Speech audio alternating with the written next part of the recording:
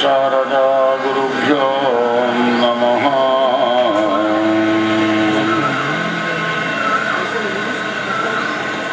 ఓం శుక్లాం బ్రహ్మ విచారసార పరమాం ఆద్యాం జగద్వ్యాపినీం వీణా పుస్తకధారిణీం అభయదాం జాడ్యంధకారాపహా హస్తే స్ఫాటికమాలికాం చ దదతీం పద్మాసనే సంస్థితాం వందే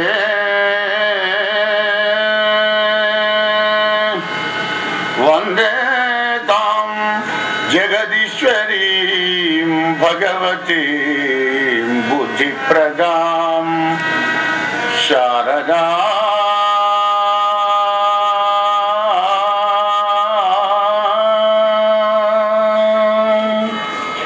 బుద్ధిప్రదాం శారదా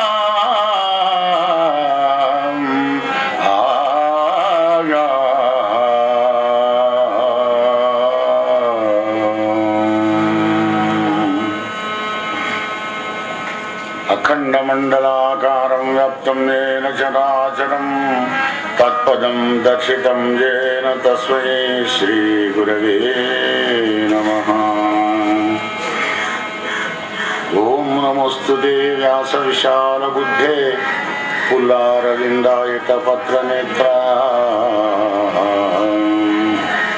ఏన త్వయా భారత తైలపూర్ణ ప్రజ్వాలితో జ్ఞానమయ ప్రదీపః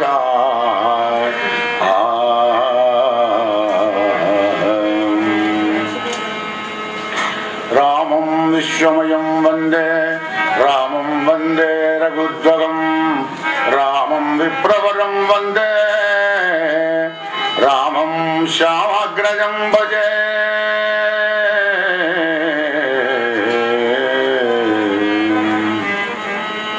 యస్య భాగం చ్యుతచ్యుతం రమ్యం రామాయణామృతం శైలజాసేవితం వందే తం శివం సోమరూపిణం సచ్చిదానంద సందోహం భక్తిభూతి విభూషణం పూర్ణానందమహం వందే సద్గురుం శంకరం స్వయం.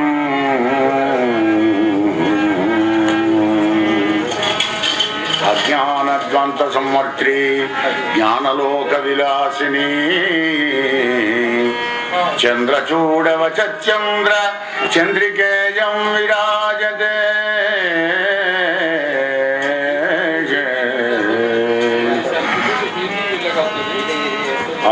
అప్రమేయత్రయాదీత నిర్మల జ్ఞానమూర్తయే మనోగిరాం విదూరాయ దక్షిణామూర్తయే నమః.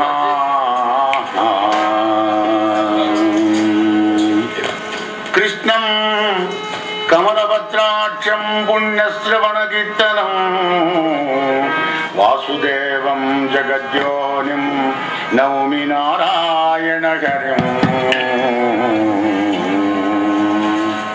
ఓం నారాయణం నమస్కృత్య నరం చైవ నరోత్తమం దేవీం సరస్వతీం వ్యాసం తతో జయముదీరయేత్.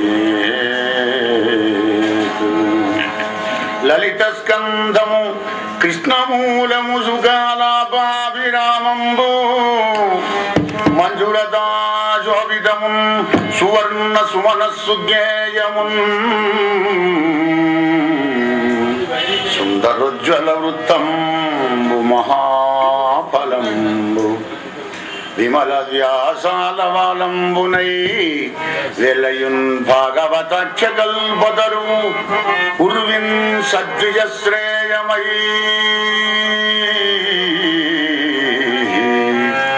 ఉర్విన్ సద్విజ శ్రేయమై.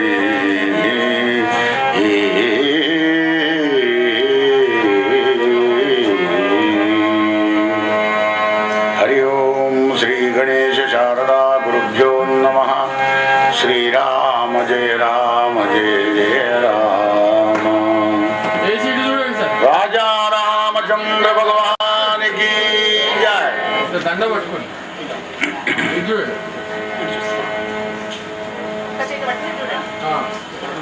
ఓకే.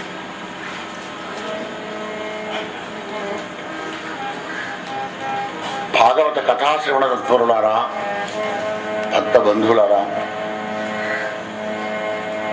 కోదండరాముని యొక్క కొండంత దయతో భాగవత సప్తాహాన్ని విన్నారు. ఓపికతో వరుణదేవుడు కూడా కరుణించినాడు. కథాభంగం కాలేదు. తన కథను తాను భంగం చేసుకోడు ఎప్పుడు కూడా. మరి అయినా కరీనగర వాసులందరికీ ఆనందం కలిగేటప్పుడు మన 10 మంది కష్టం కలిగితే మాత్రమే ఏం కాదు. అంటే లోకా సమస్త సుఖినో భవంతు. భగవంతుడు విశాలమైన దృష్టితో చూస్తూ ఉంటాడు. మనం ఎప్పుడు సంకుచిత దృష్టితో చూస్తూ ఉంటాం. మనకు స్వార్థం ఉంటుంది, భగవంతుని పరమార్థంగా ఉంటుంది అన్నమాట. ఎప్పటికీ భాగవతాన్ని విన్నారు కదా, 7 రోజులు ఎట్లాంటి ఒక విఘ్నం లేకుండా భగవత్ కథను వినే అదృష్టాన్ని మీకు, అనే అదృష్టాన్ని నాకు కలిగించిన ఆ పరమాత్మునికి, గోపాలకృష్ణునికి శతదా సహస్రనామనాలు కూడా సమర్పణ చేసుకుంటూ, భాగవత మహత్యం, ప్రతి కథలో మహత్యం మీకు తెలిసే ఉంది. కృపణా ఫలయేతవ, ఫలాన్ని కోరకూడదు ఎప్పుడు కూడా. భాగవత కథాగర్జన విన్నదంటే ఈ కలియుగంలో ఉన్నటువంటి దోషాలన్నీ కూడా దూరం అయిపోతాయి. జన్మాంతరే భవేత్ పుణ్యం తథా భాగవతం లభేత్. భాగవత కథ ఎలా దొరుకుతుందయా? అనేక జన్మల పుణ్యం గిట్టేమన్నా ఉంటే, జన్మాంతరే ఒక జన్మల కాదు, అనేక జన్మలో పుణ్యం గిట్ట మనం భవేత్ పుణ్యాన్ని గిట్ట చేసుకుని ఉంటే అక్కడ వాడికి భాగవత కథ దొరుకుతుందయ్యా. వినాలి అనుకున్నా కానీ వినే అవకాశం కూడా కల్పించాడు కాలస్వరూపుడైన పరమాత్మ. ఆషాఢ మాసంలో చాలా ప్రశస్తం. శ్రావణం, భాద్రపదం, ఆశ్వీజం, కార్తీకం, మార్గశీర్షం.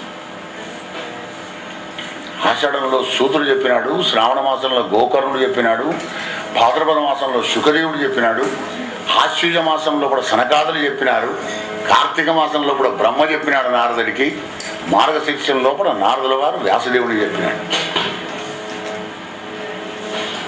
భాగవతం చాలా గొప్పనైనటువంటిది.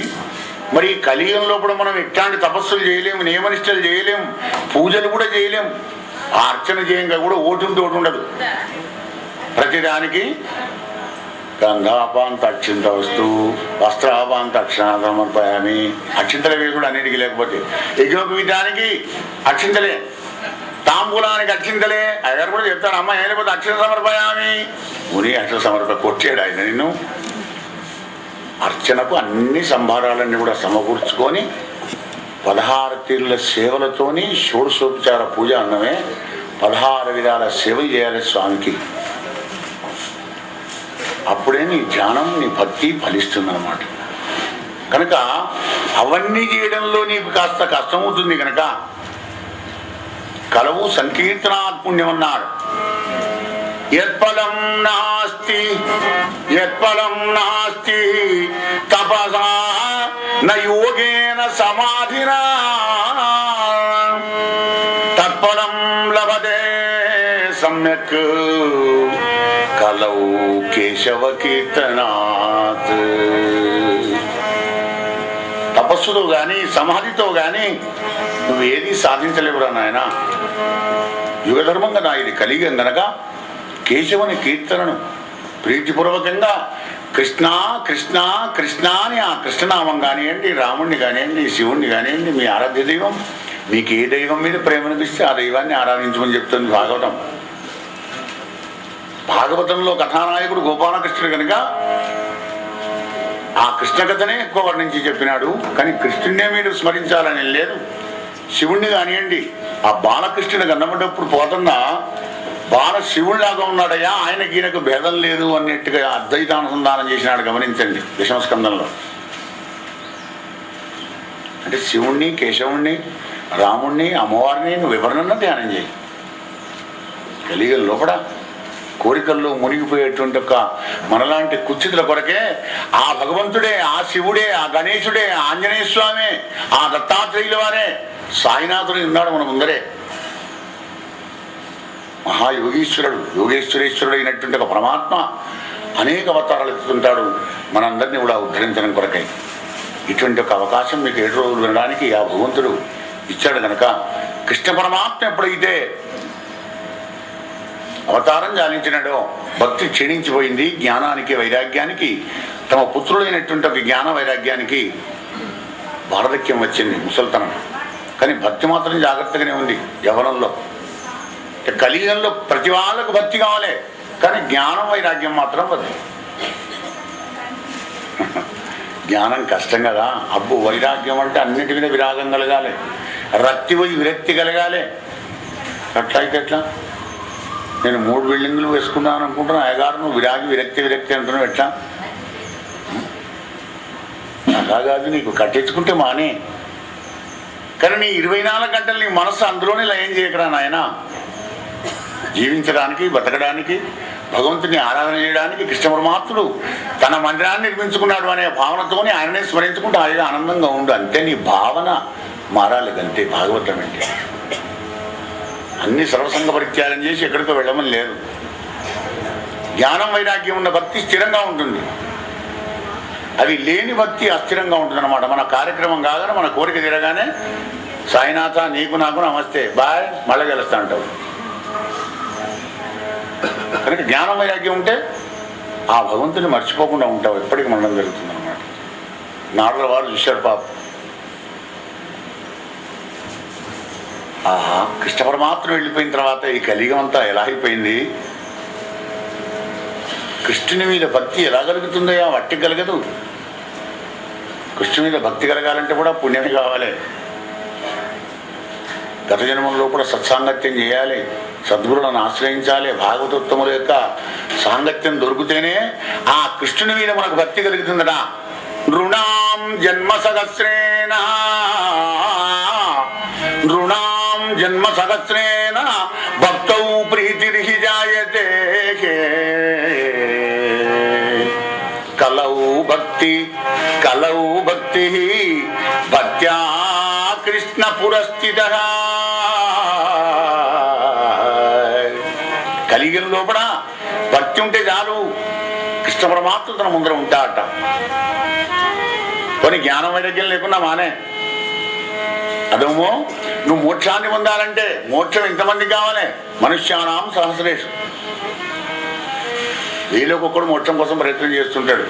ధర్మం కావాలి, అర్థం కావాలి, కామం కావాలి. 4 వదివద్దయ్యా చూద్దాం. 4 ఇప్పటి నుంచి 800. చంటి పిల్లవాడికి తప్పిపోయి వాడే ముట్టడు. ఒకవేళ గట్టి భగవద్గీత చేసే పిచ్చి కాలిపోక ఇప్పటి నుంచి నీకు ఇది అంటే వాడు ఏదో సన్యాసం ముచ్చుకొని వెళ్ళిపోతాడేమో, భగవద్గీత చదువుకొని వీడి భావన వైరాగ్యం కలిగి. కానీ చిన్నప్పటి నుంచే కావాలి భగవద్గీత. ఆ గీత ఎవడి గీత అయితే మారుతుందో వాడికే గీత మీద మనస్సు పోతుంది. ప్రారంభ కర్మలన్నింటినీ కూడా దూరం చేసి పారేసే మాత్రమైన శక్తి గీతలో ఉంది. ప్రారబ్ధం భుజ్యమానస్య కథం భవతి ప్రభో అని భూదేవి అడిగింది. ప్రారబ్ధం భుజ్యమానోపి గీతాభ్యాసర సదా. ఎల్లప్పుడూ కూడా గీతాభ్యాసం ఎప్పుడైతే చేస్తుంటాడో వాని ప్రారబ్ధ కర్మంతా కట్టెలన్నీ కూడా కాలిపోతాయి. గీతా జ్ఞాన అగ్ని లోపల జ్ఞానాగ్ని దగ్ధ కర్మాణం తమాహు పండితంబుల. కలియుగం లోపల అప్పుడు జ్ఞానానికి వైరాగ్యానికి మరి యవ్వనం రావాలంటే సనకాదులు వచ్చి సప్తమం చెప్పినారు. బృందావనంలో కూడా 2 లేచి నాట్యం చేస్తున్నాయి, కృష్ణనామాన్ని స్మరించుకుంటూ నృత్యం చేస్తున్నాయట. జ్ఞానం, వైరాగ్యం, భక్తి 3 కూడా. ఆ సనకాదులు భాగవత ఔన్నత్యాన్ని వర్ణించి నారదుల వారికి చెప్పి భక్తి జ్ఞాన విరాగాణం తద్ఘోషేణ బలం మహత్. భాగవత ఘోష ఎప్పుడైతే వింటదో ఆ జ్ఞానానికి వైరాగ్యానికి బలం కలుగుతుందయ్యా. వ్రజస్యతి ద్వయో కష్టం సుఖం భక్తే అనుభవిష్యతి. సుఖం కానీ దుఃఖం కానీ కలిగినప్పుడు కూడా ఆ భక్తి భావన ఏదైతే ఉంటుందో అవి ఆ జ్ఞానం, ఆ వైరాగ్యం నీ సుఖ దుఃఖాలకు అతీతంగా వెళ్ళిపోతుంది అనమాట. సుఖం కలిగినా కానీ చలించడు, దుఃఖం కలిగినా కానీ బాధపడడు. ఇది ఆయన ఇచ్చిందే, ఇది కూడా ఆయన ఇచ్చింది. కానీ వీడు అలా అనుకోడే. సుఖం కలిగినప్పుడేమో నేనే చేశాను ఇదంతా, లోన్ తీసుకువచ్చానయ్యా, అనుకోకుండా ఇంక్రిమెంట్ వచ్చింది, ప్రమోషన్ దొరికింది, మస్తు జీతం పెరిగింది, చేసి పారేసిన ఇంత అని చెప్పుకుంటాడు తన పెద్దరికి. మరి తను అనుకున్నది గిట్ట కాలేదనుకో, ఏమైనా ఏదో ప్రయత్నం చేసి ముగ్గు వచ్చావు కదా, 3 ఏళ్ళ ఇంకా ఇల్లు కట్టలేదు కదా, అరే అనుకునే అయితే పోయి గాడ్ ప్లేస్ ఏం చేస్తాం. అప్పుడు గాడ్ ప్లేసా? మొదలెక్కడ పోయింది గాడ్ ప్లేస్? మరి మొదలు చేసింది భగవంతుడు కాదా? అంటే తన అనుకున్నది అయితేనేమో తానట, కాకుంటేనేమో దేవుడట. అలకగా ఉన్నారనమాట. అది దైవాన్ని కాబట్టి ఇంకోటి చూసిస్తాడు. వన్నాళ్ళు లోను వచ్చేదా అంటే గంగల కలిపాడా, మేనేజర్ నాడు చూసావా, అమ్మ మా దండిగాడి కొడుకు ఆ మేనేజరు ఇంకా పాపములే కట్టుకుండు, వాడిని తిట్టడం ఎందుకు? నీకు లేదు అసలు.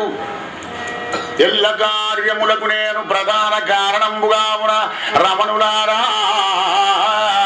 కలగదు మధురి యోగము. కృష్ణ సందేశాన్ని ఉద్ధవుడు చెప్తాడు రేపల్లెలో.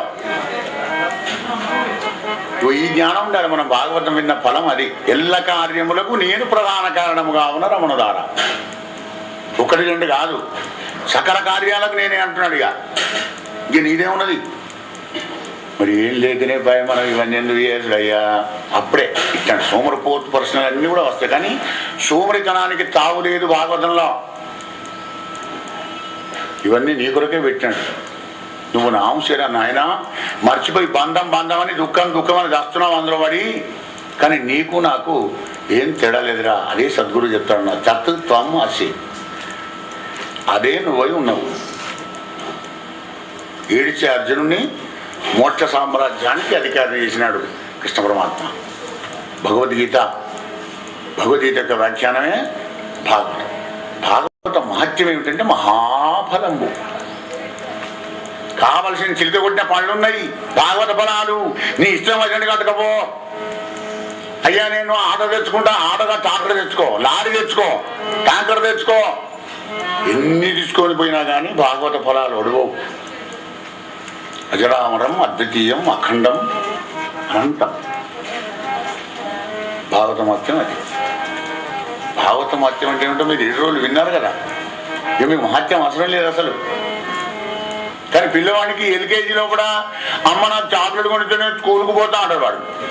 అంటే రోజు 6 రోజులు అలవాటు అయినాక చాక్లెట్ కొని ఇస్తావు, కానీ ఎక్కువ చాక్లెట్ ఇస్తే బుద్ధి ఖరాబ్ అయిపోతుంది. అంత తయారై పిల్లవాడికి అనారోగ్యం అవుతుంది. నీకు తెలుసా విషయం? అయినా మరి వీడు బడికి పోవాలి, స్కూల్కి అలవాటు కావాలి అంటే రోజు చాక్లెట్ ఇవ్వాలి వాడికి. అలవాటు అయిపోయిన తర్వాత ఆ చాక్లెట్ ఇచ్చుడు బంద్ కావాలి. కృపణా ఫలయేదం, ఆ ఫలాన్ని కోరి చేసేవాడు కృపణుడు. ఫలం అవసరం లేదు, నిర్హేతుకంగా భగవంతుని ధ్యానం చేయాలి అని చెప్తుంది భాగవతం. నిష్కామ కర్మయోగానికే ప్రాధాన్యతనిస్తూ భక్తిని ఉటంకించి భక్తి రస గంగలోపల భక్తుడిని స్నానం చేస్తుంది భాగవతం. 7 రోజులు మీరు స్నానం చేశారు, ఆనందంగా పానం చేశారు కర్ణేంద్రియంతో. మీ జన్మ ధన్యమైపోయింది. న గంగా గయా కాశీ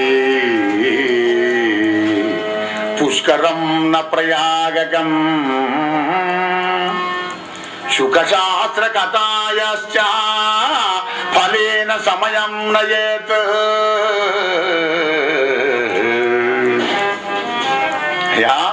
నువ్వు గంగా స్నానం చేసినా కానీ, గయాశ్రాద్ధం పెట్టినప్పటికి కూడా, పుష్కరంలో స్నానం చేసినా, ప్రయాగకు పోయినా, కాశీకి పోయినా, నువ్వు ఎక్కడికి పోయినా కానీ శుకదేవుని ముఖంలోంచి వెళ్ళినటువంటి భాగవత ఫలాన్ని తింటే ఆనందం కానీ మిగిలిన దాంట్లో ఏం లేదురా నాయన. భాగవత ఫలం ఎంత గొప్పది అంటే అవి అంత గొప్పది. దుర్లభం దుర్లభం ఇవ కథాలోకే శ్రీమద్భాగవతోద్భవ కోటి జన్మ సముత్తేన పుణ్యనైవ లభ్యతే. కోటి జన్మ సముత్తేన పుణ్యనైవ లభ్యతే. కోటి జన్మల పుణ్యం ఉంటేనే భాగవత కథ దొరుకుతుందట. ఇవ్వండి.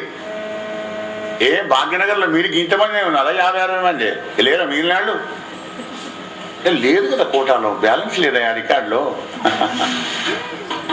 అదే రోజు 50 రూపాయలు ఇస్తాం 50 అయ్యగారేమో అనుకుంటు బాబు పబ్లిక్ లేరని 50 కాదు అయ్యా నేనే 100 ఇస్తే కాదు చెందగానే నేను కూర్చోలే అక్కడ అయ్యగారు మంచిగా చెప్తాను కదా నాకు ఒక్క అర్థమైతే లేదు. నీకు లేదు పాప సబ్జెక్ట్లో టచ్ లేని వాడిని ఇక్కడ తీసుకొచ్చి ఎందుకు కూర్చోబడతావు అంటే ఏమిటి భగవంతుని ఆజ్ఞ అవుతలేదు అనమాట. అరే నీకు అధికారం లేదురా వెళ్ళని భాగవతం తీయగానే అధికార లీల. తన తప్పును తాను తెలుసుకొని బాధపడుతున్నాను నాకు రోగం ఉన్నది అనుకుంటేనే మంత్రం ఆడడం జరుగుతుంది. ఏదో నాకు రోగం ఎక్కడ బ్రహ్మాండంగా ఆనందంగా ఉన్నా అనుకునేవాడికి మధ్యసేవ్యా శ్రీమద్భాగవతి కథా యస్యాః శ్రవణ మాత్రేణ హరిచిత్తం సమాశ్రయేత్. ఎప్పటికి వినరా నాయన ఎప్పుడు సేవించు భగవతి కథను. భాగవతం ఎక్కడ అక్కడ పోయాడంటే విను. చెప్పించే వాళ్ళకి అనిపిస్తుంది కూర్చొని పెడుతున్నప్పుడు మన ఇంట్లో కూడా పెడితే మంచిగా ఉంటుంది. పైసలు ఆయన అయితే లేవు ఎన్నో పైసలు ఖర్చు పెడుతున్నాం. ఒకసారి మంచిగా చెప్పాలి. లక్ష్మీకాంతం వినోద్ గారు బ్రహ్మాండంగా చెప్పించారు మనం కూడా చెప్పించాలి. అలా ఒక్కడే కాదు 10 మందికి వస్తాయి ఆలోచన. ఈ గేటు దాటి పురాణం అయిపోయినాక భోజనం చేసి వెళ్ళిపోయినామంటే మర్చిపోదాం మళ్ళయ్యా. ఏమో అనుకున్నా కానీ కలిసినట్టుగా లేదు. మా వాడు అమెరికా నుంచి రానంటాడు. హైదరాబాద్ నా బిడ్డ ఉన్నది ఏ పోయారు. అయ్యో ఇది మాయ విన్నారా వైష్ణవ మాయ. అది అనేక జన్మల సుకృతం ఉంటేనే అవన్నీ పండితేనే నీ వల్ల నా దైవ కార్యం జరుగుతుంది ఆయన. కేవలం అర్థం ఉంటే సరిపోదు పరమార్థం కూడా కొద్దిగా ఉండాలి. భగవంతుని కృప కలిగితేనే ఏ పనైనా నువ్వు చేయగలుగుతావు, చూడగలుగుతావు, రాయగలుగుతావు, అన్ని పనులు కూడా చేయలిస్తావు అనే నగ్న సత్యం భాగవత మహత్యంలో కూడా ఉంది. ఈరోజు రుక్మిణీ కళ్యాణం. ఆ యొక్క రుక్మిణీ కళ్యాణంతో మన హృదయ కళ్యాణం కూడా జరగాలి. ఆత్మదేవుడు అనేటువంటి బ్రాహ్మడు తుంగభద్రా నదీ తీరంలో పాపం నివసించేవాడు. పద్మపురాణాంతర్గతంలో కూడా ఎన్నోసార్లు విన్నారు. మరొకసారి టచ్ ఇచ్చి చెప్తాను మీకు. ఏమిటి బ్రతికున్న వాళ్ళకే గాక మరణించిన వాళ్ళకు కూడా ఈ భాగవతం పనికి వస్తుందయా. భూలోకంలో ఉన్న సకల జీవరాశిని ఉద్ధరించడానికి భాగవతం పనికి వస్తుందయా. ఇక నూరుని మాట్లాడే మానవులు ధరించుకోలేరా. ఆ ఆత్మదేవుడికి పాపం సంతానం లేదు. 50 ఏళ్ళు దగ్గర కొడుతున్నాయి. గోవు సాగుతున్నాడు దానికి సంతానం లేదు. ఓ చెట్టు నాటాడు అది పూసుడు లేదు కాసుడు లేదు. అబ్బ పాపిని ఎంత పాపిని నేను అనుకున్నాడు. సెంటిమెంట్ అజ్ఞానం. అజ్ఞానైన వృధం జ్ఞానం అనుకుని రోజులు నడుస్తున్నది. భార్య పేరు దుందులి. ఇక అమ్మగారంతా లౌకికం కమ్మడి తిండి కావాలి, పరబడలు కావాలి, ఆనందంగా ఏసీ కావాలి, డీసీ కావాలి, ఆనందం దేవభోగాలు కావాలి. సంతానం లేకపోతే లేకపోయిన పాతకం నేను పోలిస్తూ అన్నట్టుగా ఆమె వంశోద్ధారకుడు కావాలని పోయిన పిండం పెట్టాలి అని నేను పాప పెట్టగలిగింది. ఆత్మదేవుడికి బాధపడడా సంతానం లేకపోయారు. ఎందుకంటే కర్మకవ్యంలో ఉన్నవాడికి అలాగే ఉంటుంది. ప్రతిష్టామి క్వగచ్చామి కోమే దుఃఖం వ్యపోహయత్ ప్రాణాం త్యజామి దుఃఖేన హా కష్టం మమ సంస్థితం. ఏం చేయాలి ఎక్కడికి పోవాలి నా బతికేంది. అబ్బా గిట్ట పాపాత్ముడు నేను. నాకు సంతానం లేకపోతే మానే అరే గోవుని తీసుకోవచ్చు కాదు దాని పాపం దూడ కూడిన పెడితే ఏం బా ఎంత కష్టం ఎంత కష్టం. ఈ ప్రాణాలతో ఉండి మాత్రం ఏం ప్రయోజనం. కొన్ని భార్య భక్తురాలు అవుతుందా అంటే ఆమె కాలే. ఈయన భక్తుడు ఆమె ప్రపంచం. ఈయనకు శ్రేయస్సు కావాలి ఆమెకు ప్రేయస్సు కావాలి. ఈయన గుడి పోదాం బాండా క్లబ్ పోదాం బాగుంటుంది. పూర్వజన సుకృతం పుణ్యం. పూర్వజన పుణ్యం చేసుకున్న వాడికి అటువంటి భార్య అటువంటి భర్త దొరకడం కూడా భగవంతుని కావాలి. అందుకే చూడండి 4, 5, 6 ఈ స్కందాల్లో కూడా గృహస్థాశ్రమానికి బాగా ప్రాధాన్యం ఇచ్చి గృహస్థాశ్రమం యొక్క విశిష్టతను మనకు చెప్పినాడు అనమాట. గొప్ప గొప్ప వాళ్ళు కూడా భార్యం చేసుకొని సంతానం కానీ వాళ్ళని ప్రయోజకులను చేసి రిటైర్మెంట్ తీసుకొని వెళ్ళిపోయినారు ఆనప్రస్థం. మన ధర్మం మన ధనం మన పిల్లలకు అప్పయిపి వెళ్ళిపోవాలి. కానీ ఇప్పుడు మనం ఒకటే అప్పచెప్తున్నాం, 2 అప్పచెప్పడం లేదు. అంటే మన దగ్గర ఉంటే కదా అప్పచెప్ప. ఏదది 2 ధకారాలున్నాయి, ధనం ధర్మం. ధనం మా ఇస్తున్నావు కొడుకు ఆ బ్యాంకులో అక్కడ ఉన్నది ఇక్కడ పనులు 4 ప్లాట్లు మన ఏమి బాగా కొడు కనుక ఇవన్నీ మాత్రం జాగ్రత్త సుమా. కానీ ధర్మం మాత్రం చేయకూడదు. నేను చేసిన వీడు చేస్తే ధర్మం చేయడానికి పిల్లలను గిరగొట్టేది ఈనాడు సమాజంలో కూడా మన పెద్దలమే.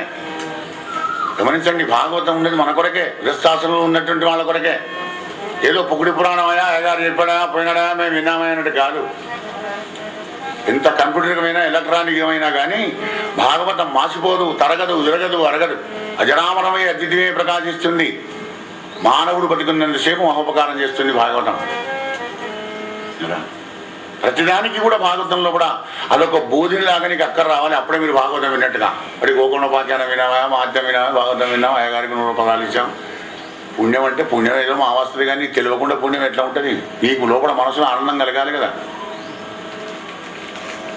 ఆనందం కలగాలంటే అమితమైన భక్తి కావాలి పరమాత్మ మీద. పరమాత్మ మీద భక్తి మీద ఉండాలంటే నీలో ఆచారం ఉండాలి. ఆచార ప్రభవో ధర్మో ధర్మస్య ప్రభురచ్యుత. సదాచారం అంటే మనం ఇంగ్లీష్లో కమ్మటి పేరు పెట్టుకుంటాం, డిసిప్లిన్. అవి డిసిప్లినే సదాచారం. పిల్లలకు నేర్పుతున్నావా? 9 అయింది ఇంకా లేవలేదా అని నీ కొడుకు తండ్రి అడుగుతున్నాడు. ఏమన్నా బాబు రాత్రి కంప్యూటర్ పోయేవాడు పడుకోని రాదా? ఆహా, ఇవాళ 9 కూడా పడుకుంటే రేపు 12 కూడా పడుకుంటున్నాడు. మన జీవితం నాశనం చేస్తున్నావా లేదా? ప్రాతకాలం లేపి 9 గంటల పడుకుంటూ పెట్టి మధ్యాహ్నంలో వాడికి విద్య నేర్పి నాయన ఇట్లా ఉండాలి. నువ్వు ఓంగానే అసలు అక్కడి ఓంగానే ఓంకారం ప్రణవ ధ్యానమే లేదు కదా. ఓం నమః అనేటువంటి అక్షరాలే కోల్పోయినాయి కనుక మన బతుకులని ఇలా తెల్లారిపోతున్నాయి కనుక వాటిని మళ్ళొకసారి జ్ఞాపకం చేస్తుంది పోతన గారి భాగవతం.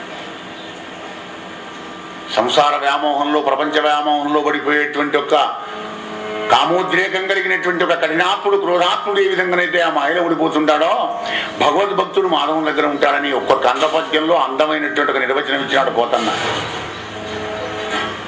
ప్రియుడాలివలని వార్తలు ప్రియజనులకు ఎల్ల ప్రొత్తు ప్రియమగు భంగిం ప్రియుడగు హరిచరితంబులు ప్రియ భక్తులకెల్ల ఎడల ప్రియములుగావే.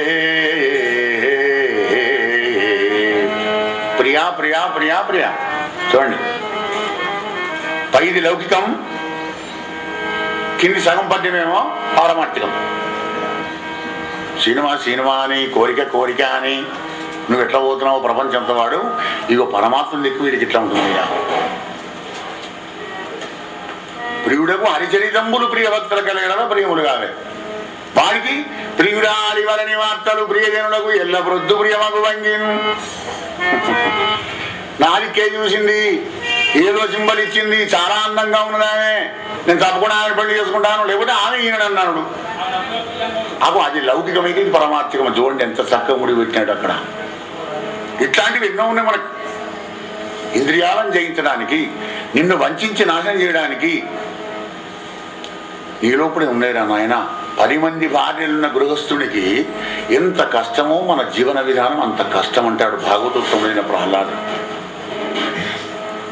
ప్రతి స్కందం లోపల ఏదన్నా ఒక పద్యం నీ సొంతం అయితే నీ జీవితం ధన్యం. ఏదన్నొక్కడే చాలు. 10 మంది భార్యలు ఉన్నవాడికి ఎంత ఉంటుంది? ఒక్క భార్యతోనే వీడికి వెంటకలు లేకుండా అయిపోతున్నాయి జీవితంలో. 10 మంది భార్యలు ఉంటే గందరగోళం బతుకారా? ఏమని చెప్తున్నాడు? అయ్యా నరసింహ, ఇంత చక్కగా నువ్వు బ్రహ్మానందాన్ని ప్రసాదించేటువంటి అనేక దివ్యావతారాలు ఎక్కుతున్నావు కదా స్వామి, కానీ జీవులందరూ నిన్ను చూసి ఎందుకు తరించుకోవట్లేదయా? నిన్ను స్మరించి, నిన్ను పూజించి, నీకు మొక్కి భాగవతోత్తముడు కనుక తెలుసుకున్నాడు. కామహర్షాది సంకలితమై చిత్తంబు భవదీయ చింతన పదవి సొరదు. ఈ మనస్సు కోరికలు అనే హర్షం సంతోషంలో పడిపోయి అపవిత్రమైపోయి నీ చిత్రకెక్కడం వస్తుందయ్యా.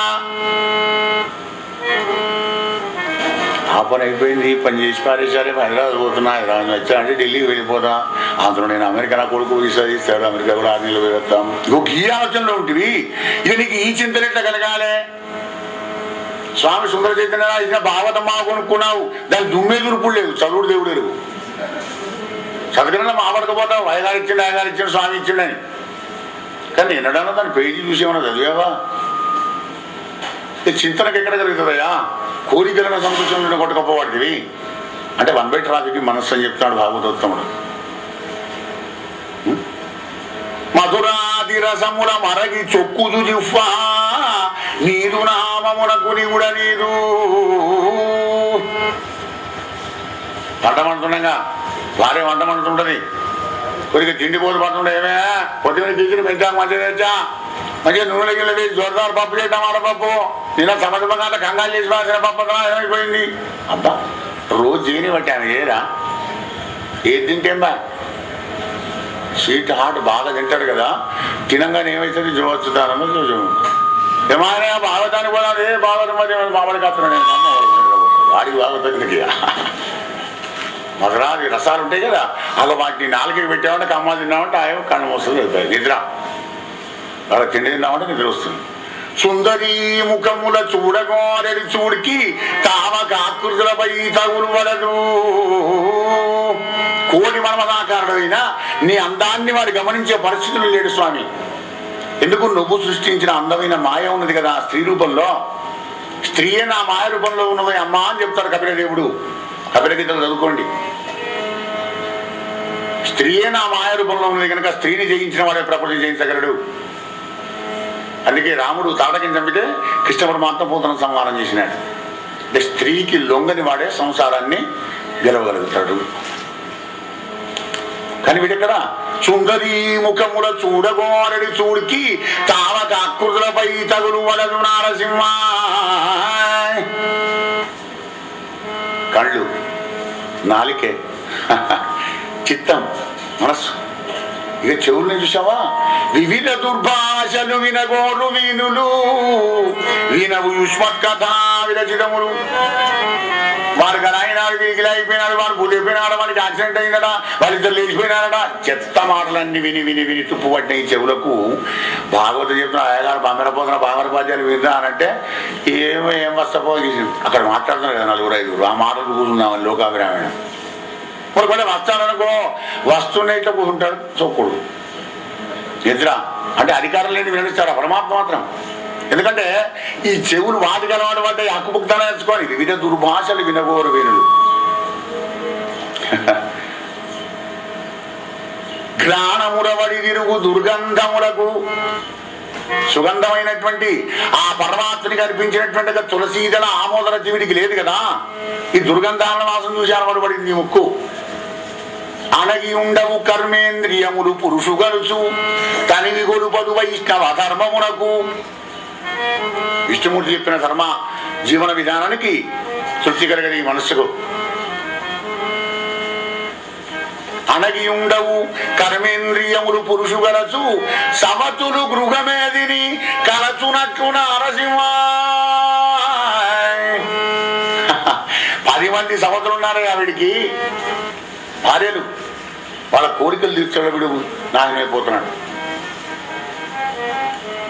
ఇక వాటిని ఎలా అంటే నీ ఇంద్రియాలను ఈశ్వర కైంకర్యం చేస్తూ ఎప్పటికైనా స్మరిస్తూ పూజిస్తూ వాళ్ళ భక్తులతోనే సాంగత్యం చేసుకుంటూ సౌమనస్యంతో మన ప్రసాద సౌమ్యత్వం మౌనం ఆత్మ నిగ్రహ భావ సంశుద్ధి తేద తపో మానసముచ్యతే భావ సంశుద్ధి ఎవరికైతే ఉంటుందో వాడికి మానసికమైన తపస్సు కలుగుతుందయా మన ప్రసాద సౌమ్యత్వం ఏదైనా ఉన్నా కానీ ఎప్పుడు చిన్నబుద్ధమని సౌమ్యంగా ఎవడైతే ఉంటాడో ఆ వాడికి అంత శుభం జరుగుతుంది సంతోషత ఎప్పుడు జరుగు సుఖం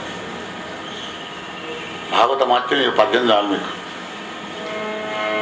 ఏం ఫలం అయ్యా అంటే ఫలమే ఉన్నదిగా మహాఫలం ఇది తద్వారా చావడానికి వెళ్ళాడు ఆత్మదేవుడు మరి భగవంతుడు కరుణామయుడు కదా ఓ సన్యాసి రూపంలో వచ్చాడు పండించాడు నాయన నీ భార్యకినా కొడుకు పుడతాడు సుఖ దుఃఖాలు అనుభవిస్తామన్నాడు ఆ పంట తీసుకొని దుందులికి ఇస్తే ఆ దుందులికి గోవుకు వచ్చింది చెల్లె కొడుకుని తీసుకువచ్చి నా అర్థం ఆడింది గోవుకో కొడుకు పుట్టాడు దీనికో కొడుకు పుట్టాడు చెల్లె కొడుకే దుందులికి పుట్టాడు కనుక దుందుకారుడు గోవుకు పుట్టాడు కనుక గోకరుడు శరీరం అంతా ఒక శరీరం ఉంది ఒక చెవులు మాత్రం గోవు చెవులాగా ఉన్నాయి కనుక గోకరుడు వానికి పేరు పెట్టినాడు ఆ ఇద్దరు కొడుకులు ఆనందపడుతున్నారు అర్థం దేవుడు మరి అలా ఆనందపడేటువంటి ఒక సమయంలో కూడా 5 ఏళ్ళు కాగానే గురుకులానికి అప్పచెప్పినారు విద్య వస్తుందా వినయం లేని అక్షరం పర్వతాకారమైంది దుందుకారుడు గోకర్ణుడు 16 ఏళ్ల వరకు సకల శాస్త్ర పారంగతుడైనాడయ్యా చాలా గొప్పవాడైనాడు భాగవత సత్తా అని చెప్పేటువంటి ప్రయోజకుడైనాడు గోకర్ణుడు మరి వీడి దుందుకాడు 5 వేశ్యల కలవాడైనాడు దుర్మార్గ ప్రవృత్తి ఆశ్రయ సంపదలో ఉండేవాడికి 5 వేశ్యలు ఎవరయ్యా శబ్దం స్పర్శం రూపం రసం గంధం 5 ఇంద్రియాలు ఇంట్లో సొమ్మంతలు చివరి పెట్టాడు వాడికి ఆ 5 వేశ్యలు ఒకసారి చివరికి వీడినే 100 నిపుకలు పోసి గొంతు కుడి వేసి చంపినాడు అలా బలత్కారంగా వాసన వండుకుంటూ చచ్చిన వాడు ప్రేత అవుతాడు. ప్రేత అవస్థ ఏమిటంటే నీళ్లు కనబడతాయి తాగలేడు, అన్నం కనబడితే తినలేడు, ఆకలి మాత్రం వేస్తుంది, దాహం మాత్రం వేస్తుంది. అబ్బా ఎంత పాపిని నేను అని ఏడుస్తున్నాడు. అగో రియలైజ్ అయినాడు అక్కడ, నేను పాపినని ఏడు ఒకసారి విషాద యోగం. ఒక్కనాడు గోకర్ణుడు స్నానానికి బయలుదేరి ముందర వచ్చాడు ఈ దుందుకారుడు. ఛీ ఎవర్రా నువ్వు ప్రేత? నాయన తమ్ముడా నేనేరా గోకర్ణ అని అన్నయ్య దుందుకారుని, మహాపాపాత్ముని రా నాయన, నా ప్రేతత్వం ఎలా పోతుందో చెప్పరా అన్నాడు. రేపు రాపో చెబుతానన్నాడు. గంగానదికి వెళ్ళి స్నానం చేసి సూర్యభగవానికి అర్ఘ్యప్రదానం ఇచ్చాడు. 3 సార్లు అర్ఘ్యప్రదానం సూర్యుడికి ఇచ్చి గాయత్రి మంత్రంతో, హే భాస్కరా ప్రేతత్వ విముక్తి ఎలా కలుగుతుందయ్యా నాకు చెప్పాలన్నాడు. ప్రేత విముక్తి కావాలి, వాడు ఏం చేయాలి? శ్రాద్ధాలు పెట్టాలా, లేక వేదాలు చదవాలా, ఉపనిషత్తులు చదవాలా, వాని బతుకు ఎలా అవుతుందో చెప్పన్నాడు. ఎప్పుడు సూర్యభగవాడు అన్నాడు, ఆయన కలియుగంలో కూడా కేశవుని యొక్క కథ, కృష్ణ పరమాత్ముడి యొక్క కథాస్వారసమైనటువంటి ఒక భాగవతం గిట్ట వింటే వాడికి మోక్షం కలుగుతుంది, ఆ ప్రేతకు కూడా ఆపమన్నాడు. మళ్ళీ వచ్చి చెప్పినాడు అనమాట. తెల్లవారి రాగానే, అరే నేను కాశీలో చెప్తున్నాను, గోకులాష్టమి సందర్భంగా శ్రావణ మాసం, అప్పుడు వచ్చినట్టు వింటే నీ ప్రేతం విముక్తి అయిందన్నాడు. శ్రావణ మాసం ప్రారంభమైంది. భాగవతం చెప్పించేటప్పుడు చుట్టూ 10 యోజనాల మందం ప్రచారం చేయాలట.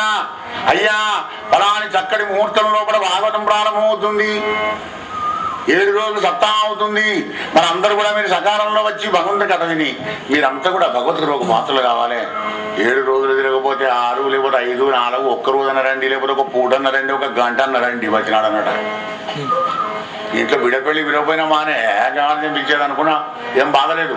కానీ భాగవతాన్ని మాత్రం వాడిని పిలుస్తున్నా వీడిని పిలుస్తున్నా అని పక్షపాతం చేస్తావా, జీరో. పరమార్థమైనటువంటిది ఇది. కృపావిశాలు కరుణాలవాలు పరమాత్ముడు కనుక విశాలమైనటువంటి హృదయంతో అందరికీ చెప్పాలి. ఎవడి కర్మ ఉంటే వాడు వస్తాడు. కానీ తెలియాలి, తెలుపడం మన బాధ్యత, మన ధర్మ. తెలిపిన తర్వాత కూడా వీలుంటే వస్తాడు, లేకపోతే లేదా మాట వేరాలా. చక్కగా కాశీలో ప్రారంభమైంది భాగవతం. అందరూ వచ్చి కూర్చున్నారు, 500 మంది కూర్చొని ఉన్నారు. భాగవతం నడుస్తుంది. వీడు వచ్చాడు దుందుకారుడు. మానవుడు కూర్చొని కూర్చోలేడు కదా. అలా రాగానే ఒక 7 గిన్నెల కంక ఎదురు కొమ్ము కనబడింది, అందులో దూరాడు వీడు. మొదటి రోజు కథ విన్నాడు, ఒక గిన్నె వక్కలైంది. రెండవ రోజు 7వ నాడు 7 గిన్నెలు వక్కలైపోయి హిరణ్యమయ దేహం అంటే బంగారు లాంటి శరీరాన్ని ధరించి గోకర్ణుని పాదాల మీద పడ్డాడు. సోదరా భాగవత శ్రవణం చేసి ఆనందంగా నేను మహాపాపినైనా గాని తరించి అది విష్ణు పార్షులు వచ్చారు, నేను వైకుంఠానికి వెళుతున్నాను నాయన. అక్కడ దుందుకారుడు లాగా వినామట భాగవతం. దుందుకాడు పాపాత్నాయి, మనం ఎందుకు గట్ట వినడు అంటే, నువ్వు ఇంత మసి పూసుకొని వచ్చావు కొడుక, నీ పాపం నీకు తెలుసు లేదు. ఏం పాపం చేసావు నీకు ఎదరవాలే? చేయింది ఎందుకు వచ్చింది మానవ జన్మ? పుణ్యపాపాల సమ్మిశ్రితమే మానవ జన్మ. కానీ నువ్వు తెలుసుకోవడం లేదు. నేను పుణ్యాత్తుని గొప్పవాణ్ణి అనుకుంటున్నావు, కానీ నీ వెన్ను నీకు కనబడుతుందా? నీ తప్పు నీకు కనబడుతుందా? కనబడదు. కనుక దుందుకారంలాగా వినాలి భాగవతం వింటే. అంటే మన అప్లికేషన్ ఆయన పెట్టుకోవాలి. ఓ నేను ఈ పాపం చేశా. లక్షల మంది విన్నా కానీ ప్రతి వాళ్ళ పాపం వస్తుంది అందులో, దానికి ట్రీట్మెంట్ కూడా ఉంటుంది. అగో నా కథ వచ్చింది కనుకనే లక్షల మంది విన్నా కానీ విసుగురాని భాగవత కథ. ఎందుకంటే మన అందరి భాగవతమే భాగవతం. నిత్యం మనం ఆచరించి, విచారించి, సేవించి, పూజించి, తరించుకోవాలని ప్రయత్నం చేస్తున్నామే, అదంతా కూడా భాగవతమే. అలా విన్నాడు కనుకనే పరమపదాన్ని విన్నాడు. అప్పుడు గోకర్ణుడు అన్నాడు, అయ్యా మహానుభావులారా, విన్న నేను తరించిపోలేదు, చెప్పిన నేను తరించిపోలేదు, విన్నది 500 మంది మోక్షాన్ని పోలేదు. దుర్మార్గుడైన మా దుందుకాడు ఎలా పోయినాడయ్యా? మనకు వచ్చే డౌటే కదా అది కూడా.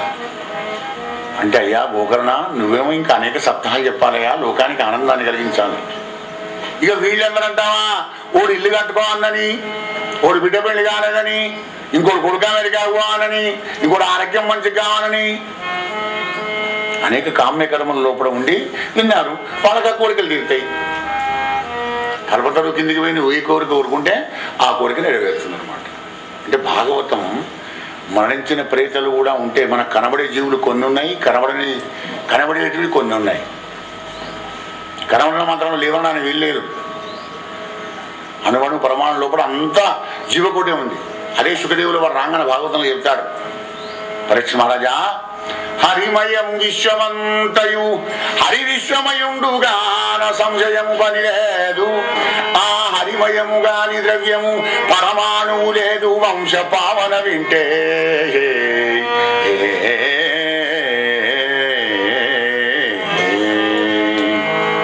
హరిమయము విశ్వమంతయు అన్నప్పుడు ప్రతి జీవకోట కూడా పరమాత్మే ఉన్నాడు.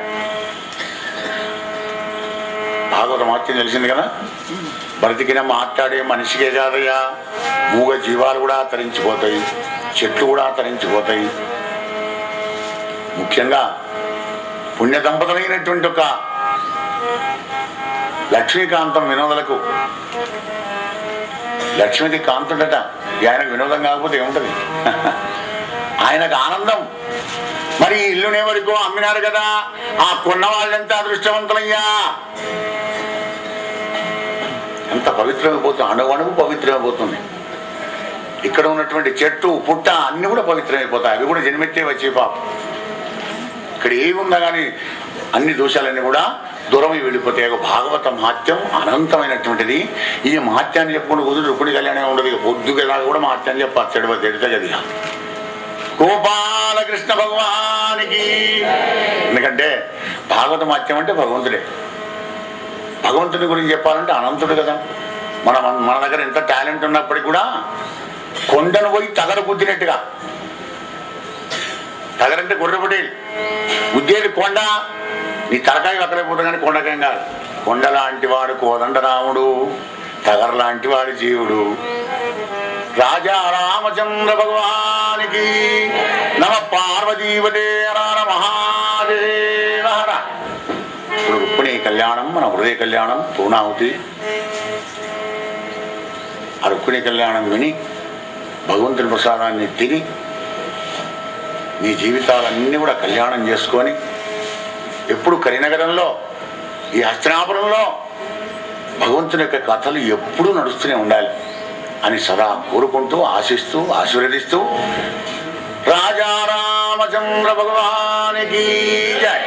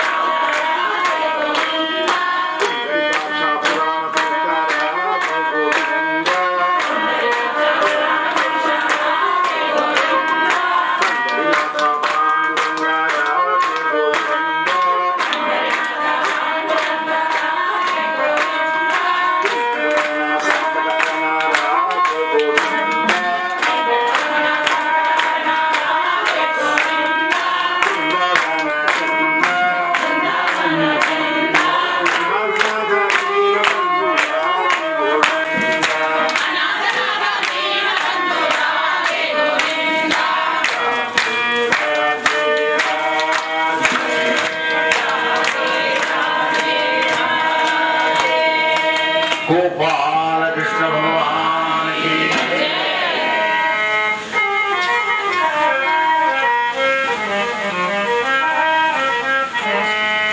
అఖిల పురాణ వ్యాఖ్యాన గిరీశమిత్రైన సూదుడు శివనకాది మహతుడు చెబుతూ ఉన్నాడు, అయ్యా మునీంద్రులారా, అలా ప్రాయోగితుడైన పరీక్షిత్ మహారాజుకు శుభదేవుడు చెబుతున్నాడు, నాకు రేవతి అనే తన కూతుర్ని బలరాముడికి వివాహం చేశాడయ్యా. అన్నయ్యకు గాని ఇస్తుంది. ఆదర్శవంతమైనటువంటి ఒక జీవన విధానం మనకు అందిస్తుందన్నమాట. గౌరవం, మర్యాద, సంస్కారం, మన భారతీయ జాతి గర్వించదగ్గటువంటి ఒక అనేక ఉత్తమ గుణాలు మన భాగవతంలోనే ఉన్నాయి కనుక అన్నకు కానీ తమ్ముడికి కావడదు. అది పద్ధతి. వానికి ఉద్యోగం లేదు, మన లేదు, వానికి ఎవరు పిల్లని ఇవ్వడం లేదు, వాని కూడా నేను ఆవుదానని అమెరికా వెళ్ళిపోవాలి, నాకు తొందరగా చేసి పారాయి. ఆవురా ఒక్క 2 నెలలు ఆవురా కొడుక, లేదు లేదు నాకు మంత టైం కంటే ఎక్కువ లేదు. అవు అట్లాంటి స్పీడ్ యుగం వచ్చింది. ఇప్పుడు ఒక స్పీడేనా బీజీ, ఒక్క బీజేనా టెన్షన్, ఒక టెన్షనేనా కాంపిటీషన్. వాడికంటే నేను ఎక్కువ ప్రతి దాంట్లో, విద్యలో కానీ, ధనంలో కానీ, అధికారంలో కానీ, ఐశ్వర్యంలో కానీ, ప్రతిదానికి కాంపిటీషన్, పోటీ. పోటీ ఎక్కడిదాకా పరిగెత్తావు? వాడి పిక్కబలం బాగుంది కనుక వాడు పరిగెత్తున్నాడు. మరి పులిని చూసి రకమైనటువంటి ఏమవుతుంది? అందరికీ తెలుసు కదా. అలా వద్దు. భగవంతుడు ఇచ్చినటువంటి మన జ్ఞానం ఉంది భారతదేశంలో కూడా, సంస్కారవంతమైంది. ఆ సదాచారాన్ని పాటించిన పూర్వకాలంలో కూడా అనేక బలరాముడి వివాహమైంది. మరి తమ్ముడి కూడా అయినాయా మళ్ళీ కృష్ణ పరమాత్మునికి? ఎలా? తల్లి దాస్య విముక్తి కొరకై గరత్మంతుడు వెళ్ళి ఇంద్రాది దేవతలను కూడా జయించి అమృతాన్ని ఎలా బలత్కారం ఎత్తుకవచ్చి తల్లి దాస్యం దూరం చేసినాడో, అవి అలా బలత్కారం ఎత్తుకవచ్చి రాక్షస వివాహంతో రుక్మిణీదేవిని ఎత్తుకవచ్చి పెళ్లి చేసుకున్నాడయ్యా కృష్ణ పరమాత్మ. పరీక్ష మహారాజా, రాక్షస వివాహం అంటే ఆ రాక్షస వివాహాన్ని మనం పేరు వేరేది పెట్టి పిలుస్తున్నాం అన్నమాట. ఇప్పుడు మనం లవ్ మ్యారేజ్ లేచిపోయినారు అంటున్నాం, 2 పేర్లు ఇచ్చాం. లవ్ మ్యారేజ్ ఇంగ్లీష్ చెప్తున్నాం, లేచిపోయినారు ఎక్కడికి? ఆకాశంలో పోయినారు, రెక్కలనే వాళ్ళకిట. ఇద్దరు కలిసి ఇష్టమైంది పెళ్లి చేసుకుని వెళ్ళిపోయినారయా. లేచిపోవడం ఎక్కడికి? నో కాదు. ప్రేమ వివాహం అంటే ఎలా ఉండాలి? కళ్యాణం, దేవుడితోని జీవుడికి కళ్యాణం ఎప్పుడు అవుతుంది, ఎందుకు అవుతుంది, ఎలా అవుతుంది? సాహిత్యముక్తిని ఎలా పొందాలి? భక్తి మార్గంలో ధరించిపోవాలి. జీవుడనే రుక్కుని ఆ పరమాత్మ సన్నిధానం చేరుకోవాలంటే, ఆయన భర్తగా పొందాలంటే ఏం చేయాలి? ఈనాడు అయ్యేటువంటి ఒక లవ్ మ్యారేజ్లు ఎంతవరకు సమంజసంగా ఉన్నాయి? పూర్వకాలంలో కాలేదు లవ్ మ్యారేజ్లు. ప్రేమ వివాహం, ప్రేమ అత్యున్నతమైనటువంటిది, దైవస్వరూపమైనటువంటిది, సత్యమైనటువంటిది, నిత్యమైనటువంటిది, త్యాగంతో కూడుకున్నటువంటిది, జ్ఞానంతో కూడుకున్నటువంటిది. ప్రేమ అంటే వట్టి కాదు. 1 బై ట్రాఫిక్ ప్రేమలు, ఆవేశమైన మోహం కలిగిన ప్రేమలు, అవి ప్రేమలు కావు, అవి మోహ మ్యారేజ్ అని తెలుస్తుంది. ఏది ప్రేమ? నిజమైన ప్రేమ ఏది? నిజమైన భక్తి ఏది?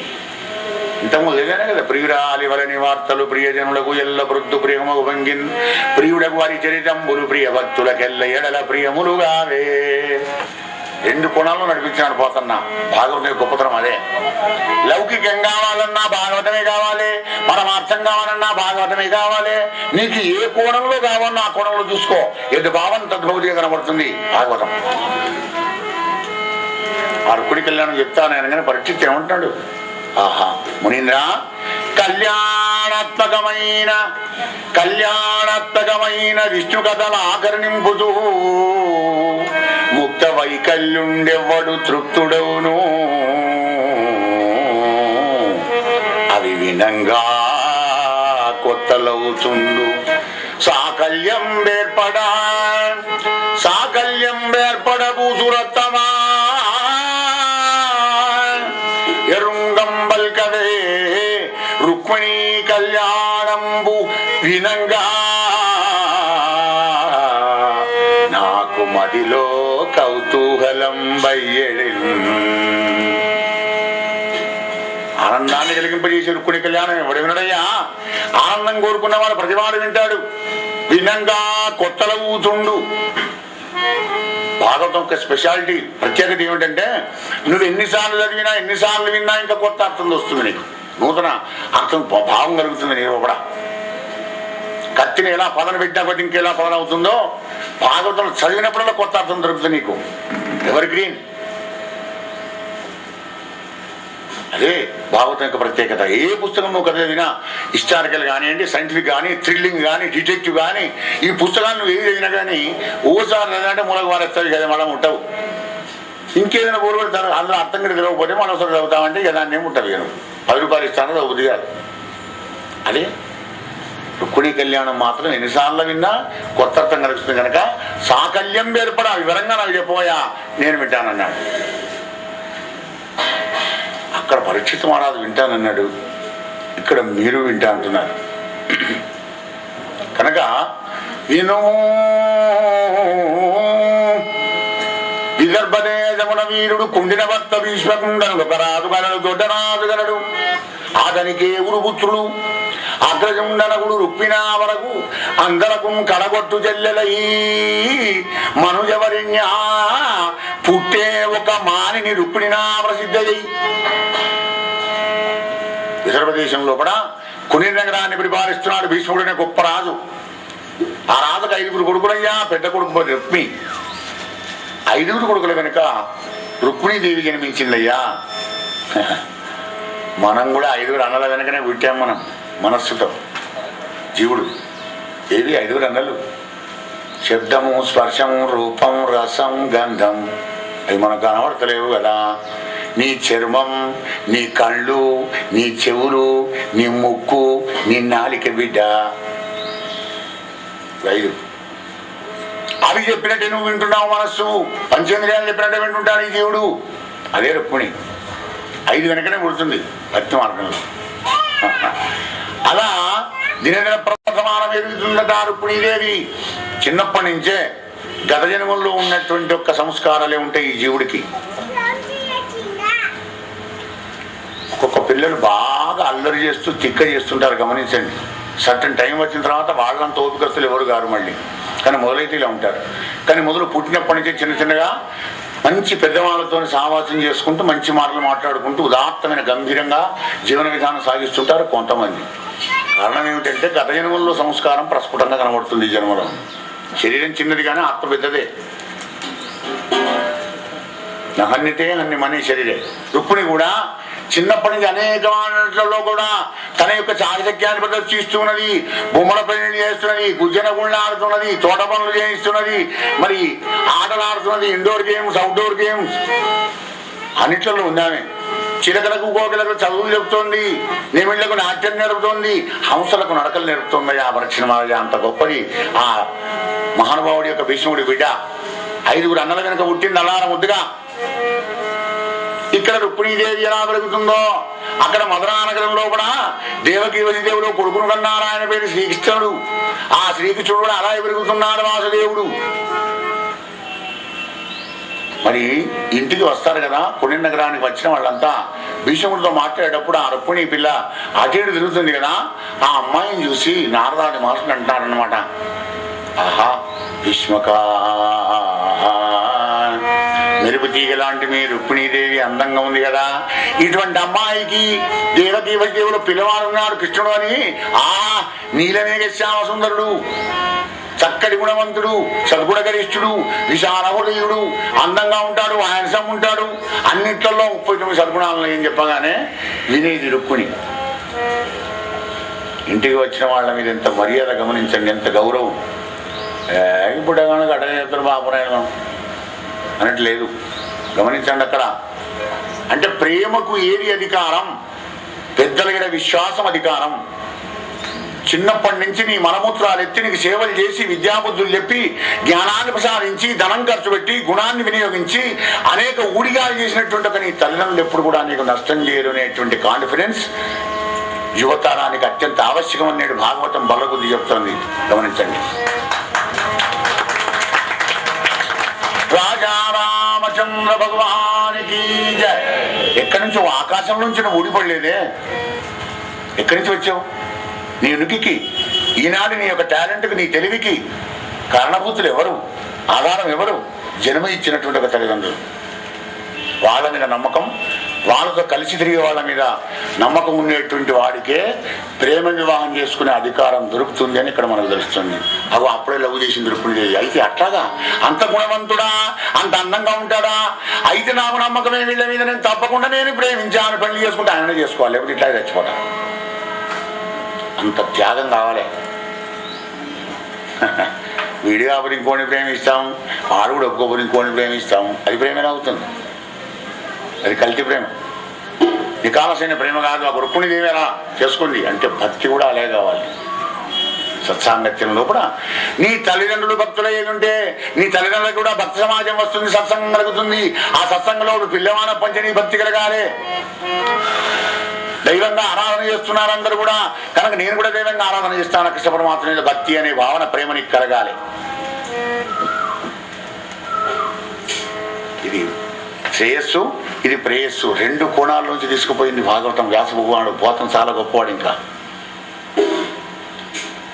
తెలుగు ప్రజలారా, భాగవతాన్ని చదువుకొని బాగుపడండి, జీవితాలను ధన్యం చేసుకోండి, ఆనందంగా బతకండి, జీవించండి, సంస్కారవంతంగా బతకండి, గంభీరంగా బతకండి, ఉదాత్తంగా బతకండి. ఎక్కడికి పోయినా కానీ మన భారతీయ సంస్కారాన్ని ప్రస్ఫుటంగా చాటి చెప్పండి అనేటువంటి విధంలో భాగవతం ఉంది. భాగవతం అంతే, రామాయణం అంతే, భారతం అంతే. బట్టి ఏదో టైంపాస్కు వినేటువంటి గ్రంథం కాదు, ఇది చదివేటువంటి గ్రంథం కాదు. మరి దేనికయ్యా? Time piece. టైం పీస్ కానట్టు పాస్ ఎలాగా అవుతున్నది? దగ్గర ముళ్ళు ఆగుతున్నదా? నిమిషం 10:30 మొదలు పెట్టాం, 11:30 కానీ గంట అయ్యా అప్పుడే కాలం అవుతుంది కోసం. కానీ జరిగే టైం, పాస్ అయ్యే టైం కాస్త నీకు పీస్ కావాలి నాయన. పీస్ అంటే ప్రశాంతత. ప్రశాంతత కావాలంటే ఎక్కడ ప్రశాంతత అక్కడికి పోవాలి. ఎక్కడ ఉంది? ఆయన దగ్గర ఉంది. 14 కోణాలకు అధ్యక్షుడు అయినా కానీ ఆయనకి ఏం టెన్షన్ లేదు, బీజీ లేదు, నేను చేస్తున్నానే అహంకారం లేదు భగవంతుడికి. కనుక ఆయన దగ్గరికి పో, ప్రశాంతంగా ఉంటుంది. ఆయనతో సావాసం చేయి, ఆయనతో స్నేహితం చేయి, ఆయనతో ఏడు, ఆయనే తిట్టు కావాలంటే ఒకసారి తిరిగి నవ్వుతాడు ఆయన. భగవంతుడు అంత గొప్పవాడు. అలా ప్రేమించింది. చిన్నప్పుడు ఇద్దరికి ప్రేమలు కలిసినాయి. మరి ఇక్కడికి వచ్చిన వాళ్ళు అక్కడికి పోకుండా ఉంటారు ద్వారకా నగరానికి. అక్కడి పోయి దేవకి వదిలితో చెప్పగానే కృష్ణ పరమాత్ముడు విన్నాడు. అవునా, అంత అందంగా ఉండదు అమ్మాయి? ఆలలన రూపు బుద్ధియు శీలము లక్షణము గుణము చింతించి తగన్ బాలా రచనము తనకిల్లాలుగా చేకొందుననుచు అరియుండలచే ఆ లలన శీలము లక్షణము గుణము చింతించి. గమనించండి, character is most important about love marriage. గుణం ఉంటే ధనం వస్తుంది, కానీ ధనం ఉంటే గుణం రావాలని అక్కడ నీకు రెస్పాన్స్ లేదు. మంచి గుణం కావాలి, అదే కరువైంది ఇప్పుడు. మంచిదనం 6 లక్షలు పెడతాను వస్తున్నారు, కానీ 1 లక్ష పెడితే నేను చేసుకుంటా అమ్మాయిని. కానీ అమ్మాయి కొంచెం నలుపుంటుందమ్మ. మరి నలుపుంటే ఏంటి? సంసారం చక్కదనం కావన్నా 7 పెడతాను అడుగుపో. మరి 7 లక్షలు అయితే ఓకేనండి. అంటే గుణం వద్దయా, మాకు ధనం కావాలి అంటుంది దౌర్భాగ్య పరిస్థితి. ధనం ధనం ధనం ధనం. ధర్మం లేదు కానీ ధనం కావాలి. రాజా రామచంద్ర భగవానికి అయ్యా. అప్పుడు ఆ విధంగా కృష్ణ పరమాత్ముడు అనుకున్నాడంటే, ఆహా దాని గుణం ఎంత చక్కటిది, అయితే ఆ అమ్మాయిని ప్రేమించి పెళ్లి చేసుకుంటారు ఎప్పటికైనా కానీ అని ఇక్కడ ఆయన అనుకున్నాడు. ఇద్దరు అనుకుంటేనే లవ్ మ్యారేజ్ అవుతుంది, ఒక్కడు అనుకుంటే కాదు. మరి నేను ఎంతో ప్రేమించాను అని చేసుకోలేదా అమ్మాయి? ఛీ, నేను బతికెందుకే అని విషయం తాగి చచ్చుడు కానీ, అగ్గిలో గాజును పోసుకొని చచ్చుడు కానీ, ఉరి పెట్టుకొని చచ్చుడు కానీ కనబడదు మనకు ఎక్కడ భాగవతంలో. అది అజ్ఞానం, అవివేకం. బంధువులంతా కూడా కృష్ణునికి ఇస్తామనుకున్నారు. భీష్ముడు కూడా ఆనందపడ్డాడు. ఆహా, కృష్ణుడు లాంటి కొడుకు ఎక్కడ దొరుకుతాడు, అందంగా ఉన్నాడు, దేవుడు మంచిది. కానీ పరీక్ష మరగా శిశుపాలుడు మాత్రం, ఆ యొక్క రుక్మిణాడు మాత్రం శిశుపాలుడైన తన మిత్రునికే ఇస్తామని అనుకుంటున్నాడయ్యా. అన్నలు నాడు నేడు ఎప్పుడైనా అన్నలకు రాత్రికి చెల్లెళ్ళకు కృష్ణుడికి ఇచ్చిన కూర్చొని అంటే, నేను నా మిత్రుడు ఉన్నాడు శిశుపాలుడు, వానికి ఇచ్చి పెళ్లి చేస్తా. కృష్ణుడి దగ్గర ఏమన్నది? వీరత్వమా, శూరత్వమా, అహంకారమా? ఇవన్నీ నా దగ్గర వద్దు, నల్లటైనకి నేను ఇయ్యా అన్న తలంపుతా నెరిగి. భక్తి మార్గంలో ప్రయాణం చేసే ముందర కూడా శబ్దం, స్పర్శం, రూపం, రసం, గంధం, ఇవో ఈ జ్ఞానేంద్రియాలు నేను తప్పకుండా పట్టిస్తుంటాయి. పరమాత్ముడికి ఏం పోతావు? దేవసగారు పొందగమనా ఉపాసం కూడా ఎగరికి అడగ పొద్దునే ఉపాసం బాగా అంటావు, అనారోగ్యం అయిపోతావు, గిర్రగ తినిపో, గిర్రగ తిన్నాక ఏం వింటావు ఇక. అదే జరుగుతుంది ఇక్కడ.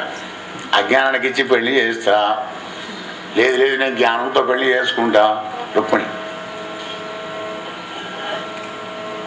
బిడ్డలు మగలను భ్రాతలు బావలు వరదని అడ్డముదనంగా బ్రాహ్మణ వారు అన్నం పడుకొని పోతుంటే మెయిన్ గేట్ దగ్గర వాళ్ళ చేతులు అడ్డం పెట్టారు. గమనించండి. విన్న కథను పునరావృతం చేసుకుంటేనే మనకు అన్వయం ఉంటే ఆనందం కలుగుతుంది. భాగవత కథ విన్నట్టు మర్చిపోతే ఏముంటుంది ఇక. కుండ బోర్లు వేసినట్టే వాన మావడుతుంది విరుగా. కుండ బోర్లు వేయకండి, ఓపెన్ చేసి పెట్టండి హృదయాన్ని. వీళ్ళందరూ మనకు రాజు చేస్తారన్నమాట. ఇవి అన్నాలంటే వీళ్ళే. ఈ జ్ఞానేంద్రియాలే భక్తి మార్గంలో మనకు విరోధం కలిగిస్తాయి. లవ్ మ్యారేజ్కైనా అన్నగాళ్ళే గవర్నర్ చేసుకుంటాం, నేను చూసుకొని చేసుకోవాలి తెలుసా, ఆమె తెలివి ఉన్నది కదా. అంటే లవ్ మ్యారేజ్ కూడా జ్ఞానం కావాలి, త్యాగం కావాలి, పవిత్రత కావాలి. డేర్ డేర్ అంటారు కదా, ఆ డేర్ కావాలి. అన్న తల్లంపుతా నెరిగి అన్నవ నీరజగంధి లోనా అపన్నత నుండి బాధపడింది. కానీ ఈ దుర్మార్గుడు, ఈ దుష్టుడు దీంతో ఎదురుగా మాట్లాడటం కాదు. ఆప్తుడకు బ్రాహ్మణునొక్కరింజీరి, ఆప్తుడైన బ్రహ్మజ్ఞానం కలిగినటువంటి ఒక మహానుభావుడి దగ్గరికి వెళ్ళింది. అంటే లవ్ మ్యారేజ్ కూడా విట్నెస్ కావాలి, భక్తి కూడా గురువు గారు కావాలి, మధ్యలో బ్రిడ్జ్, రాకపోకలు మాటలు ముచ్చట్లు పెట్టుబడులు ఇవన్నీ కావాలి కదా. మాట్లాడేందుకు మాట కావాలి. పెళ్లిలో పేరయ్య అంటాం మనం లౌకికంలో. మోక్ష సమరా చేర్చడానికి నీకు బ్రిడ్జ్ కావాలి. అదే గురు బ్రహ్మ గురు విష్ణు గురుదేవో మహేశ్వర గురు సాక్షాత్ పరబ్రహ్మ తస్మై శ్రీ గురవే నమః. అవధూత చింతన శ్రీ గురుదేవ దత్త. ఆప్తుడైన బ్రాహ్మణునొక్కరింజీరి. ఎవరు పడితే వాళ్ళే గురువు చేసుకుని అయ్యా నాకు ఉపదేశం చేయంటే వాడు 1000 రూపాయలు 2000 రూపాయలు చేస్తారు, ఉపదేశం చేస్తారు, వెళ్ళిపోతారు. వానికి నీకు అడ్రస్ ఉంటే పత్తం ఉన్నది ఇక కనెక్షన్. అట్లా కాదు, నీకు ఆప్తుడైనా కాదా, నీకు నచ్చాలి, కాన్ఫిడెన్స్ కలగాలి, భక్తి కలగాలి, గురువుగా చేసుకోవాలి అనే ఆపేక్ష నీకు ఉండాలి. ఆయన సంగతి అంతా తెలుసుకోవాలి కూలంకషంగా. గట్టిగా ఉపదేశించుకుంటే ఏముంది, ఇద్దరు వెళుతున్నారు. కానీ గురువు శిష్యులు ఇద్దరు చెలవని వెళ్ళాలి. ఓ గురువుగారు అంటే ఉపదేశం ఇచ్చి చాలా మందికి ఇచ్చాడు, 1000 మందికి. గురు పున్నమదా నుంచి మన గురు పున్నమదాకా తిరుగుడైన దక్షిణాన శిష్యుల దగ్గరికి ఎక్కువ చదువుకునికి పున్నమనాడు గురు పున్నమనాడు అక్కడికి పోవడం. బాగా ఇచ్చబడుతుంటాడు కదా, ఇప్పుడు 1000 రూపాయలు ఇచ్చాడు, 10,000 రూపాయలు ఇచ్చి ఓ శిష్యుడికి ఉపదేశం ఇచ్చాడు. కానీ 3 ఏళ్ల నుంచి ఆ శిష్యుని దగ్గరికి పోలేదట ఈ గురుగారు. 3 ఏళ్ళు అయినాక ఈయన పోయినాడు. మరి గురువుగారి అదృష్టమో ఆ శిష్యుడు పూర్వజన సుకృతము కానీ ఏమీ లేకున్నప్పుడు ఉపదేశం ఇస్తే 2-3 ఏళ్ల వరకు మంచి 2 ఎకరాల పొలం కొనుక్కొని వ్యవసాయం చేసుకుంటూ మంచిగా 2 ఎడ్లను కొనుక్కొని ఆనందంగా ఉన్నాడట. గురుగారు వెళ్ళాడు. ఓ గురుదేవా, ఎన్నాళ్ళు దర్శనం ఇచ్చావు స్వామి, రండి. స్వాగతం వరకు ఆసనం వరకు బాధ్యం. వాళ్ళకి స్వామి 3 ఏళ్ళే రాలేదు, మీరు 3 ఏళ్ళు ఉండాలి, 3 రోజులు ఉండాలి మా ఇంట్లో. ఒక ఉంటాను కొడుక అన్నాడు. సరే ఏమన్నా అనుష్ఠానం అంతా చేసుకుంటాను ముందర కూర్చొని. 3 రోజులు ఉంటారా అన్నాడు. 3 రోజులు ఉండే వరకు అన్ని పరిచయం అయితే కదా ఇంట్లో. ఇల్లు మంచిగా కట్టుకున్నాడు శిష్యుడు, పర్వాలేదు. అప్పుడున్నప్పుడు వీడికి ఇంట్లో ఉండే, ఇప్పుడు సొంత ఇల్లు కట్టుకున్నాడు. ఆ గురువు గారు అక్కడ జపం చేసుకుని కూర్చుంటే వాకిట్లో అక్కడ చెట్టు వేసిన ఆ చెట్లు 2 ఎడ్లు ఉన్నాయి, తెల్లటి ఎడ్లు, ఆ మంచిగా ఉన్నాయి. అట్లా పెద్ద ఎడ్లు, భారీ శరీరం కలిగినటువంటి ఎడ్లు అన్నమాట. ఆ ఎడ్ల మీద నిలబడింది గురువు గారికి. ఎట్లన్నా చేసి 3 రోజులు శిష్యుడికి పెట్టాలి. ఏది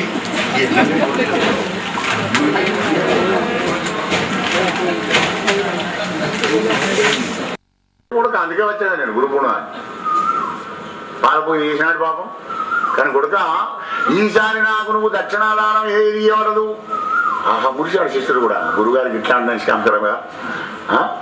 స్వామి మరి ఇలా నేను దక్షిణ అయిపోతే నాకు పదమేట గురు పూజ చేసిన ఫలితం నా పుణ్యంగా వస్తుంది.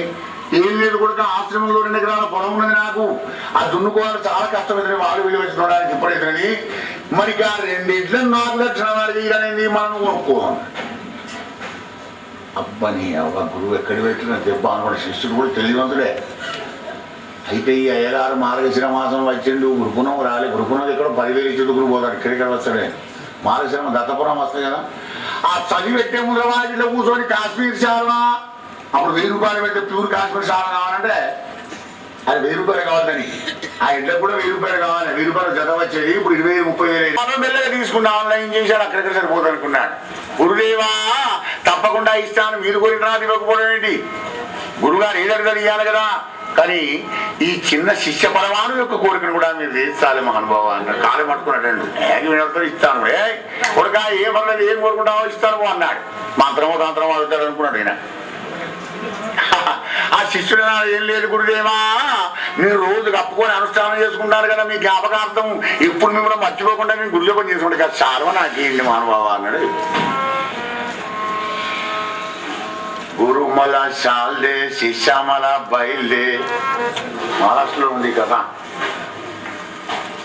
గురుగారేమో వెళ్ళడిగాడు శిష్యుడే అంటున్నాడు కదా ఆయనతో మనం 1000 రూపాయలు శార్వ నాకీయవయ్యా అవధూత చింతన శ్రీ గురుదేవదత్త. అట్లాంటి గురువు బాధ గురువే కానీ బోధ గురువు కాదు నీకు.